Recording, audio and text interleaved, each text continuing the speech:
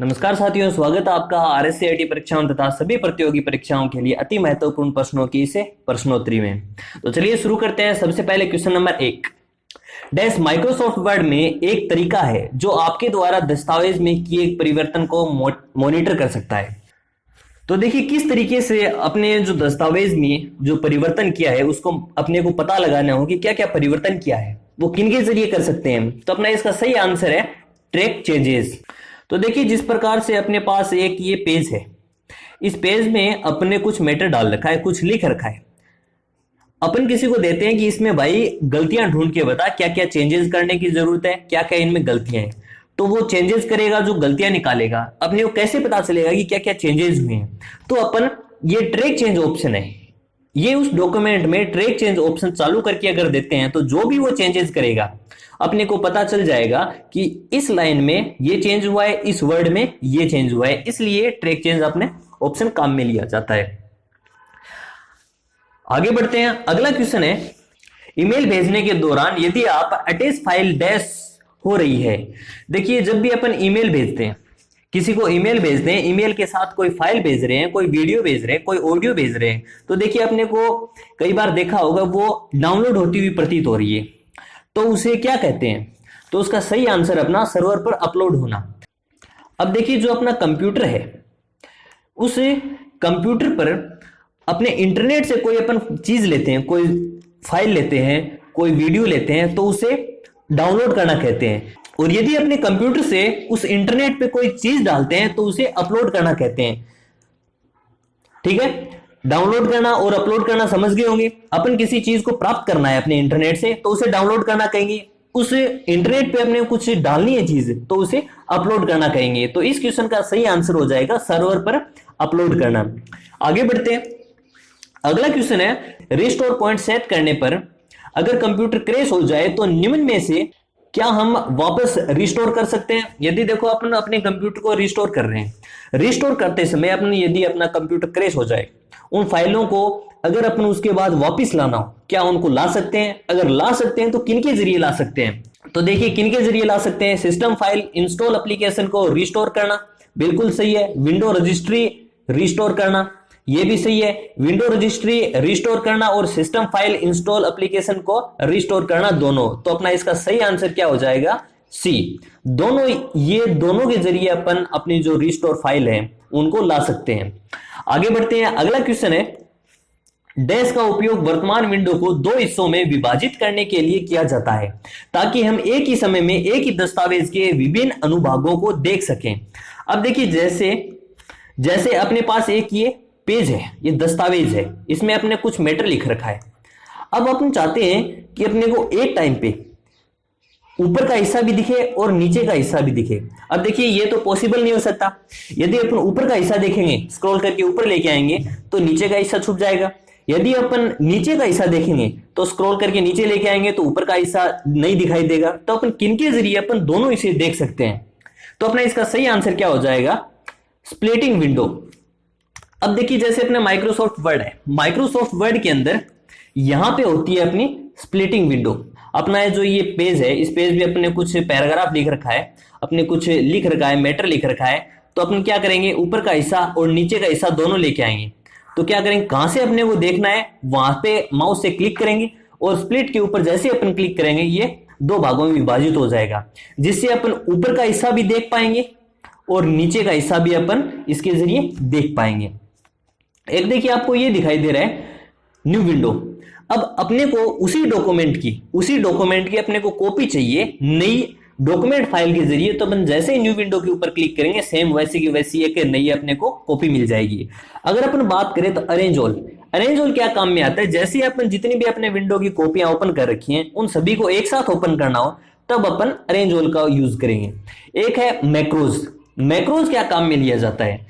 Macros देखिए जैसे अपन दस्तावेज टाइप करते हैं, कुछ मैटर लिखते हैं, अपने को बार बार किसी शब्द को, किसी लाइन को, जैसे अपनी हेडिंग मान लेते हैं, कोई टाइटल नेम मान लेते हैं, वो अपने को बार बार टाइप करना पड़ता है। तो क्यों ना उसको टाइप करने की बजाय एक शॉर्टकट की बना ले, जो जैसे ही उसको प्रेस करेंगे वो अपने आप वर्ड टाइप हो जाएगा। तो वो शॉर्टकट की बनाने के लिए अपन मैक्रोज का यूज में लेते हैं। तो अपना क्वेश्चन क्या था, उस क्वेश्चन का सही आंसर क्या था? अपना स्प्लिट विंडो। न्यू विंडो नई फाइल लेके आने के लिए, मैक्रोज शॉर्टकट की बनाने के लिए, ग्रिड लाइन। अब देखिए अपना जो पेज है उस पेज पे ये छोटी छोटी छोटी छोटी लाइनें हैं, इनको लेके आने के लिए ग्रिड लाइन का यूज में लेते हैं। तो अपने क्वेश्चन का आंसर क्या हो जाएगा? Split window.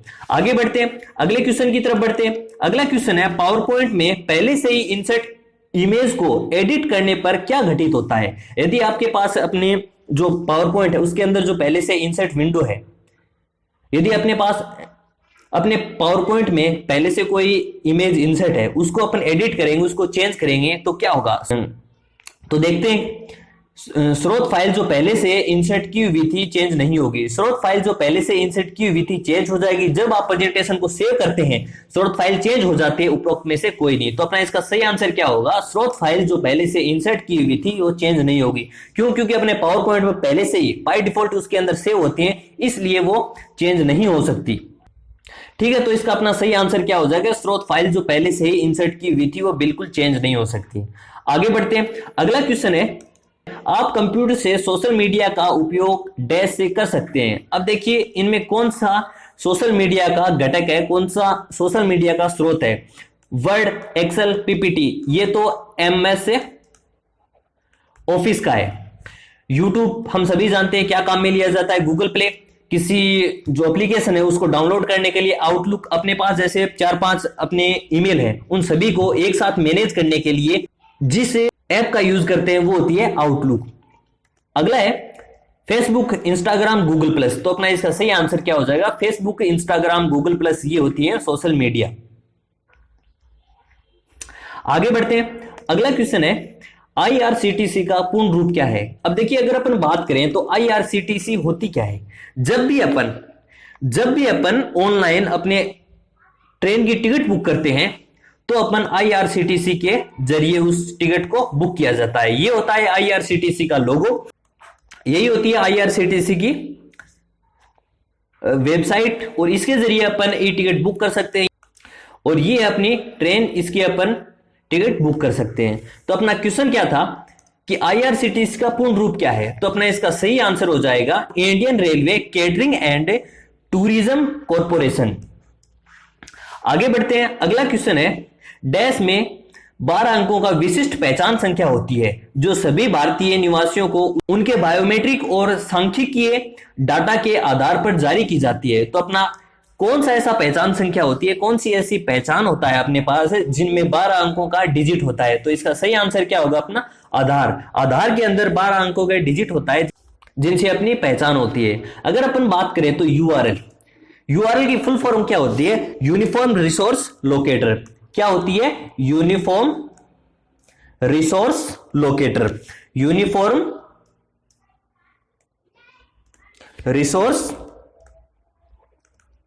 Resource locator. अगला है आईपी पता। आईपी पते की, आईपी एड्रेस की फुल फॉर्म क्या होती है? इंटरनेट प्रोटोकॉल, इंटरनेट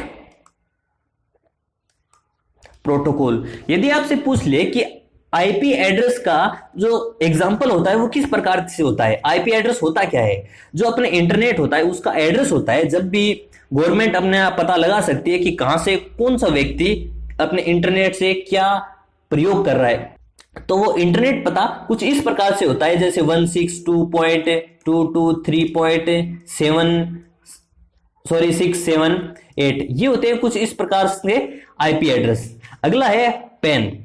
पैन की फुल फॉर्म होती है permanent account number, permanent number. अगला क्वेश्चन है विंडोज 10 में सिस्टम सेटिंग या अन्य लोगों के खातों को प्रबंधित करने के लिए किस विशेष प्रकार के खातों का प्रयोग किया जाता है? जैसे अपने मोबाइल है, मोबाइल के अंदर 2 शिफ्ट रखते हैं अपन, 2 पार्ट बना लेते हैं, 2 विंडो बना लेते हैं। उसी प्रकार अपने उसी प्रकार अपने कंप्यूटर के अंदर भी 2 अकाउंट बना सकते हैं, 2 या 2 से अधिक भी कितने भी अकाउंट बना सकते हैं और उनको मैनेज करने के लिए एक हेड अकाउंट बनाया जाता है। तो उसका नाम क्या होता है? तो उसका सही आंसर अपना administrator. Answer number B, administrator के जरिए अपन जो भी जितने भी अकाउंट बनाए हैं उन सभी को अपन मैनेज कर सकते हैं। आगे बढ़ते हैं, अगला क्वेश्चन है माइक्रोसॉफ्ट एक्सेल वर्कशीट में शेप आउटलाइन फीचर बदल सकता है तो माइक्रोसॉफ्ट एक्सेल के अंदर शेप आउटलाइन जो फीचर होते हैं वो किस में होती है? फिल कलर में, आउटलाइन कलर और विड्थ में, 3D रोटेशन में, फ्लिप द शेप के अंदर। तो ये अपना इसका सही आंसर हो जाएगा आउटलाइन कलर और विड्थ। जैसे अपनी कोई आकृति है, जैसे मान लो कोई शेप है, तो उस शेप में जो कलर है, ये जो शेप है, इस शेप का बाहर का जो कलर है वो चेंज करना हो, उसको बड़ा छोटा करना हो, उसकी वेट चेंज करनी हो, तो किन के जरिए कर सकते हैं? वो कौन सा फीचर के जरिए कर सकते हैं? वो आउटलाइन कलर और विड्थ के जरिए अपन उसको चेंज कर सकते हैं। आगे बढ़ते हैं, अगला क्वेश्चन है, शॉर्ट्स क्वेश्चन में आते हैं। डैश एक लाइट सेंसिटिव कलम के जैसा उपकरण है। अब देखिए, लाइट सेंसिटिव कलम के जैसा एक कौन सा उपकरण है? तो उसका नाम क्या होता है? Light pen. क्या होता है? Light pen. अब वो किस प्रकार से दिखाई देता है अपना लाइट पेन? तो साथियों, ये अपना लाइट पेन, देखिए ये लाइट पेन नहीं है, ये पेंसिल है। लाइट पेन किस प्रकार से दिखाई देता है? तो लाइट पेन अपना कुछ इस प्रकार से दिखाई देता है। इन भाई साहब के हाथ में जो पेन है, ये होता है लाइट पेन, और जो ये है, ये होती है पेन टिप। इसके ऊपर जो भी अपन लिखेंगे, जिस प्रकार अपने पेन का इस्तेमाल करते हैं, उसी प्रकार इसके ऊपर इस्तेमाल किया जाता है, जैसे अपने कंप्यूटर के अंदर लिखा जाता है। ठीक है, आगे बढ़ते हैं। अगला क्वेश्चन है, कंप्यूटर में किसी प्रोग्राम या फाइलों को खराब करने का काम कौन करता है? तो कौन करता है किसी फाइलों को या प्रोग्राम को खराब करने का कार्य? तो अपना इसका सही आंसर हो जाएगा वायरस। आगे बढ़ते हैं, एमएस वर्ड 2010 में फैक्स, अध्वनित या व्यावसायिक लेटर जैसे आम कार्यों के लिए पहले से डिजाइन किया हुआ डॉक्यूमेंट है। अब देखिए, जैसे अपने कोई फैक्स करना हो या फिर कोई लेटर टाइप करना हो, उसके लिए जो पहले से जो परफॉर्मा बनाया हुआ होता है, जिससे बार बार अपने को टाइप नहीं करना पड़ता वो परफॉर्मा, तो उसे क्या कहते हैं? तो इसका सही आंसर है अपना टेम्पलेट। उसको टेम्पलेट कहा जाता है। क्या कहा जाता है? टेम्पलेट। आगे बढ़ते हैं, अगला क्वेश्चन है, अगर आप अपनी वर्कशीट में सीधे एडिटिंग नहीं करना चाहते तो डेटा को एडिट और एंटर करने के लिए डैश का उपयोग भी कर सकते हैं। तो सबसे पहले अगर अपन बात करें तो वर्कशीट क्या होती है? जो माइक्रोसॉफ्ट एक्सेल होती है, उसके अंदर जो शीट होती है, उसको वर्कशीट कहा जाता है।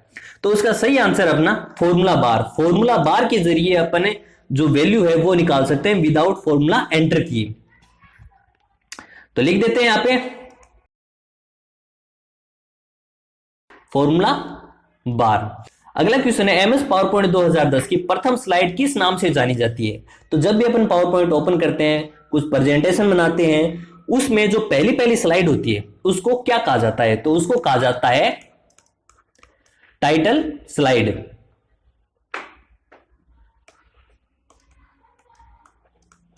उसको कहा जाता है टाइटल स्लाइड। आगे बढ़ते हैं, अगला क्वेश्चन है, तो चलिए पिछली क्लास के रिवीजन की बात करें। निम्न में से कौन सा ऑप्शन टास्क बार में मौजूद नहीं होता? तो अपना इसका सही आंसर है मिनिमाइज बटन टास्क बार में मौजूद नहीं होता। आगे बढ़ते हैं, किसी शब्द के बारे में उसी पेज के नीचे लिखा गया छोटा सा विवरण कहलाता है? तो वो कहलाता है फुटनोट। अगला क्वेश्चन है, जीमेल में कंपोज पर क्लिक करके क्या कर सकते हैं? आप एक ईमेल संदेश लिख सकते हैं। आगे बढ़ते हैं, अगला क्वेश्चन है, निम्नलिखित में से कौन सा एप्लीकेशन प्रोग्राम आमतौर पर पीडीएफ फाइलों को देखने के लिए उपयोग में लिया जाता है? तो इसका सही आंसर अपना एडोबे रीडर। आगे बढ़ते हैं, डैश वेब आधारित चैट सेवा का एक उदाहरण है। वेब आधारित चैट सेवा स्काइप होती है। आगे बढ़ते हैं, अगला क्वेश्चन है, अधिकांश वेब पेज के यूआरएल को डैश पर प्रदर्शित करते हैं। तो किसके अंदर प्रदर्शित करते हैं? तो वो है फॉर्मूला बार के अंदर। आगे बढ़ते हैं, अगला क्वेश्चन है, एचडीएमआई का पूर्ण रूप क्या है? High definition multimedia interface. तो इसका पूरा नाम है हाई डेफिनेशन मीडिया इंटरफेस। आगे बढ़ते हैं, अगला क्वेश्चन है, प्रेजेंटेशन का एक संग्रहण है। प्रेजेंटेशन किसका संग्रहण है? स्लाइड्स का संग्रहण है। अगर आपसे पूछ ले कि वर्कबुक किसका संग्रहण है, तो वर्कशीट का संग्रहण है वर्कबुक। आगे बढ़ते हैं, कॉम्बिनेशन कुंजी है। तो कॉम्बिनेशन कुंजी है ऑल्ट, कंट्रोल और शिफ्ट। आगे बढ़ते हैं, अगला क्वेश्चन है, एमएस वर्ड 2010 में जूम स्लाइडर का उपयोग है। तो जूम स्लाइडर का क्या उपयोग है? तो इसका सही आंसर अपना व्यूइंग क्षेत्र को घटाकर देखने के लिए। आगे बढ़ते हैं, पिछली रिवीजन की शॉर्ट्स क्वेश्चन की तरफ बढ़ते हैं। शॉर्टकट तैयार करने के लिए फंक्शन कीज के अलावा किन कुंजियों का प्रयोग किया जाता है? तो वो है कॉम्बिनेशन कीज का,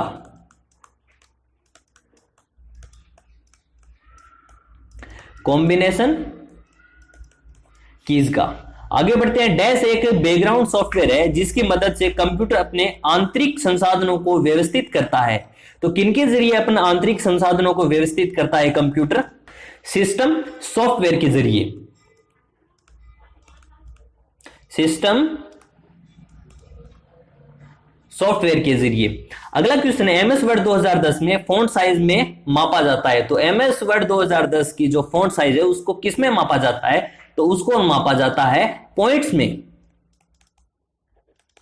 पॉइंट्स में। स्प्रेडशीट प्रोग्राम में 2 या 2 से अधिक सेलों के सिलेक्शन को कहा जाता है। तो स्प्रेडशीट प्रोग्राम में 2 या 2 से अधिक सिलेक्टेड सेल को क्या कहा जाता है? टेबल कहा जाता है।